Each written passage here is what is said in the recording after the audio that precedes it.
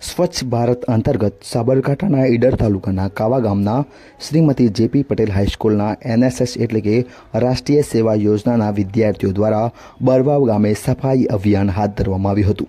બરવાવ ગામે શ્યામગોર વીર મહારાજનો મેળો યોજાયો હતો। મેળાના બીજા દિવસે વિદ્યાર્થીઓ દ્વારા બરવાવ ગામે સફાઈ અભિયાન હાથ ધરવામાં આવ્યું, જેમાં વિદ્યાર્થીઓએ પ્લાસ્ટિક સહિતનો સામાન વીણીને સફાઈ અભિયાનને વેગ આપ્યો હતો। આ દરમિયાન ગામના સરપંચે પણ સહયોગ આપ્યો હતો।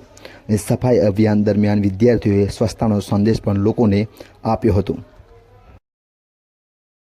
નામ જન્મ દિશા અમે કાવા સ્કૂલમાં આવ્યા છીએ અને અમારા કાવાની બાજુના ગામમાં બરવાવ ગામમાં મેળો ભરાયો હતો। તેના બીજા દિવસે અમે સફાઈ કરવા આવ્યા છીએ। કચરો વાળ્યો અને જે પ્લાસ્ટિક રીતે સળગાવ્યું અને રોડ સાફ કર્યો। અમે સફાઈ કરવી તે જરૂરી છે। સ્વચ્છ અભિયાનની શરૂઆત કરવી જરૂરી છે। તમારું ઘર સ્વચ્છ રાખો, તમારું કુટુંબ સ્વચ્છ રાખો, પછી તમે ગામ સ્વચ્છ રાખો અને આજુબાજુના ગામડા પણ સ્વચ્છ રાખો। ઓકે। અત્યારે બરવાવ ગામે શ્યામગોર બાપાનો જે મેળો ભરાય છે તે મેળાની અંદર મેળા પછીની જે સ્થિતિ અમે જોઈ તો અમને દેખાયું કે કચરો બહુ પડે છે અને ખરેખર વધારેમાં વધારે પ્લાસ્ટિક આજના કાળની અંદર જો પ્રકૃતિમાં હાનિકારક હોય તો એ મોટામાં મોટું પ્લાસ્ટિક છે અને એટલા માટે આ પ્લાસ્ટિકને દૂર કરવા માટે અને એ સફાઈ માટે અમે બધા એનએસએસના વિદ્યાર્થીઓ સાથે કાવા હાઈસ્કૂલથી અહીંયા આવ્યા છીએ।